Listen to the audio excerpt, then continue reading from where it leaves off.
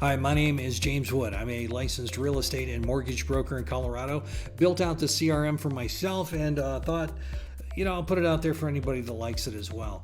For me, this CRM is strictly about real estate workflow. It does not include email or text marketing. So there's no drip campaigns. There's no automatic triggers in this system. This is strictly real estate workflow. I want to put that out front so that nobody gets confused. This is the dashboard. These right here, this is your tasks section. It shows that there's one due today, here June 19th, when I'm recording this. So these are the next 6 tasks that are due in order. It sorts by day and then by time. So these are your next 6. If you want to see all of your tasks, you can hit the View All button here or the Tasks tab over here on the left-hand menu. So either of those will take you to the full task. You'll notice the task down here. Also, if you do a mouse over, it shows you what that task entails. Also, this top one is assigned to somebody. So if you assign a task to somebody, it will tell you there. Now moving over, you got your priorities right here and then your actions. You can go ahead and edit this task. So I can change this. Let's change this to tomorrow. I'll go ahead and save. It'll update and now it's due tomorrow.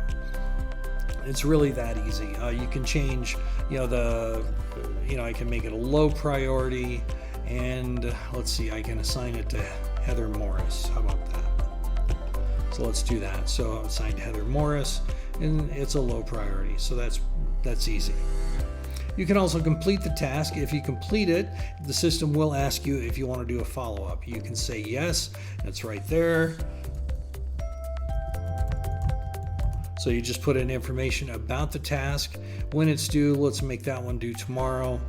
We'll leave it open and put a medium priority on that, and we'll add it. Oops, forgot the title. So we'll put this title in there. All right, and there it is, this title, due tomorrow, medium priority. All right, so that's when you complete those, it'll automatically ask you every time if you want to create a follow-up task, and it inserts some of the details in there, so it makes it a little easier for you. Now this one's the type of task it is. You got to make a call. All these buttons over here, the phone, email, text message, those are all clickable links that will link to your default program. So the email opens up your email program, the phone, my computers are set up so that it automatically sends calls to my phone, so it'll do that. And then text messages, it'll send text messages to either my phone or my computer program that also handles text messages. Now down here, you got the pipeline. There's 2 views with the pipeline. This is the list view. This tends to be with more hardcore productive types, I find. The Kanban view is, I like the list view a lot. I use this a lot. You can update statuses on any of these, so that makes it very easy. This is so you can go into client details, of course, call, text, and email as well. These are clickable, as well as their name. You can go to their client details page on that. The Kanban view, this one is really nice. Makes things really easy. So let's say Maceo Anderson here. He's an active client. Let's say Maceo goes under contract. To update his status in the pipeline, it is that easy. You just move him to under contract. And then let's say Gary Cooper closes on his house. Congratulations, Gary. We'll drop him over to closed. So now he's closed. Now, this is basically the flow of where your leads are going to go. You got new leads, people you're communicating with, your active clients, under contract, closed. Now let's say Maceo Anderson ran into some issues with the house. They couldn't agree on anything, so he got out of the contract and decided to look again. Well, you just drag him back over there, and now all of a sudden he is an active client again. He's no longer under contract. Now, once you get into closed, on hold, not now, unqualified, no response, lost lead, and ghosted, those are kind of self-explanatory as far as categories go. These clients that are in there, they will only stay there for 14 days, for 2 weeks, basically just in case let's say Miss Dietrich here, I thought they ghosted me, but actually they wound up calling me. So now I can drop them over here and make them an active client again. So it's just kind of easy where, because sometimes I find people won't call me, so I put no response. And then like a week or two later, I'll just get a call out of the blue, and allows me to kind of pull it back without having to go into client details page. So the Kanban view, very helpful. You can also search by name. So Maceo Anderson right there. Then you just delete it out and everybody comes back in. It also works the same in the list view. So that makes it really easy.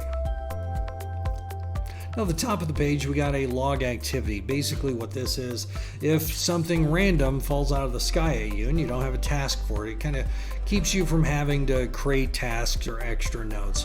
So let's say we ran into Jean Harlow and we'll call it a meeting, ran into her after a movie, agreed to have lunch next week.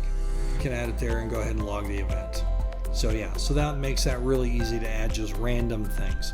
And then you can go ahead and add a new task for her. This is how you add the new tasks. Give it a title, what type it is, some details about it, date and time that it's due, urgency or priority, and then you hit add. It's really that easy. To add clients in, we keep it super simple. Name, first name, last name, email, phone, type of client, and their lead status. I typically put them in as a new lead and then I'll move them afterwards. You can do it however you like. The system is also set up to remember the last view that you were on. So if you were on the Kanban view, when you come back next time, that's where it's going to be. Now the clients page, very self-explanatory. You have some filters up here where you can sort by what their role is, their lead status, and number of days. This does limit to 36 clients just because with filtering and everything, we can keep the system working a lot faster that way. It is easy to find though, but you have the card view, and with this button over here, you can click it and get that list view. Again, you can update any of their statuses from here. You can click to email, click to call, and click here to text message. And again, client details are on this page. Task page set up pretty similar as well. You got your toggle here for the list view and the card view. You can add tasks. Now the bulk tasks, this is nice. We'll touch that just a second. Of course, you have the filters here for everything as well. Going to list view, I kind of prefer this over the cards, but the cards do allow for a little bit more detail. So, if you prefer to do that. So anyways, so these are all the tasks. You can go through, edit them. It is the only place you can delete them though. So that's where you need to go for that. Also, this will tell you all the details on the task, okay? If there's a person here, that means it's assigned to somebody. So that's assigned to Heather Morris. This one also assigned to Heather. This one down here, Heather again. Heather's a very busy person. Again, it'll hold 36. It allows for 36. There's only 27 in the database right now, but it'll go to 36, and then you have to use your filters. But the filters are nice because you can say, well, I want to look at all the emails I have to make. So these are all the emails over the next, several days, and they're all stacked up by date and by time. So then you can clear that out. You can go to, okay, what are my urgent priorities? So then that narrows it down to just the urgent ones so you can focus on those. Now, as I mentioned, there's the bulk task. This I like. This shows all your clients who are active clients and under contract.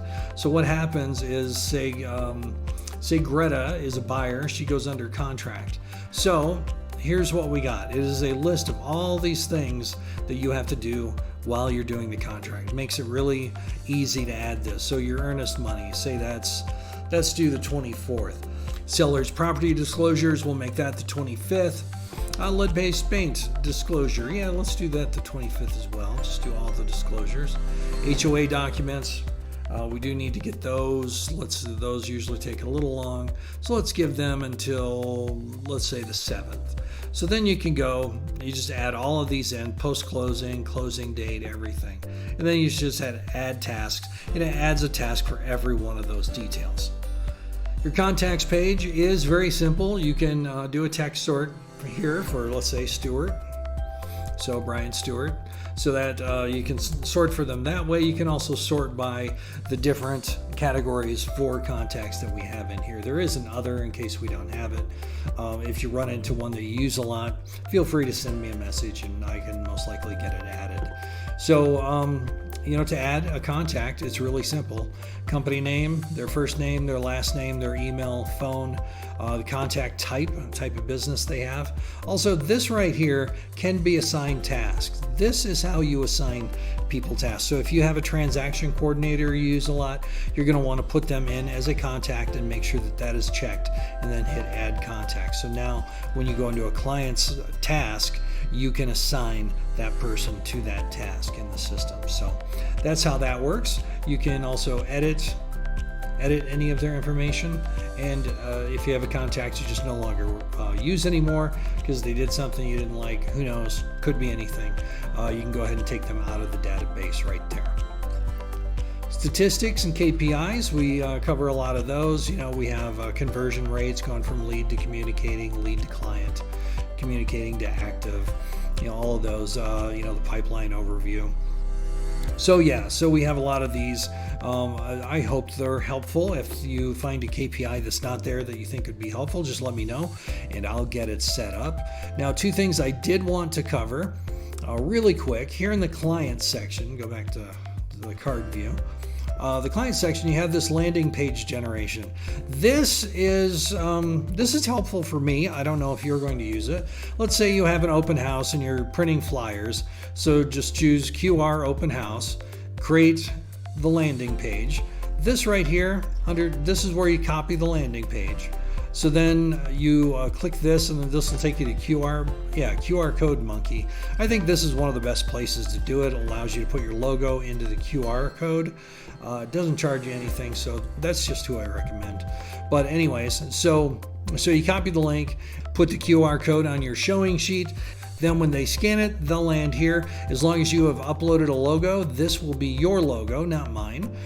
Then they can enter their first, their last name, they're buying, they're selling, they're renting, a phone number, their email, and of course any additional information. And this will inject directly into the database as a new lead. So it will show up on your dashboard as a new lead. Yeah, so that makes it really nice. And you can do specific links for LinkedIn, TikTok, Pinterest, direct mail, whatever you want to do, you can create the category. And when they inject all that information into the database, it will also include the source that you had selected. So you know exactly where they're coming from, and that will be in the database for you to refer. Something else we have that this is interesting. I built a plugin so the clients can share URLs from Zillow, Redfin, Homes.com and Realtor.com, and they inject directly into the database. It just shares the URL. We're not scraping information because that would be illegal.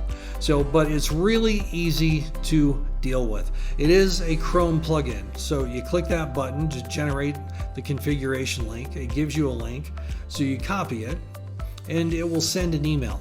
Okay, so you just click that and your email will pop up. Whoops. Yeah. Email pops up. Says, hey, we're really excited to do this. Check out our Chrome plugin. It is free from the Google Chrome store. So you send that to them, and then what they do, they click on the link, and then they go to this landing page. Right now, I got Rick Astley on there. So this again will be your logo as long as you uploaded one. Otherwise, it'll be the QwkLink CRM logo. Basically, click there to download the extension. I'm actually using Safari right now. So you would install it right there. It's just a couple clicks. Then you close it. Then you mark that you have installed the Chrome plugin, and then you click that and it auto configures it. Now, when they share properties, they can directly share these properties from all of those websites directly into your database. Makes it super easy. That's a quick overview of QwkLink CRM. I find it saves me a tremendous amount of time. It's very easy to keep track of everything and get through all of my tasks, not forget anything.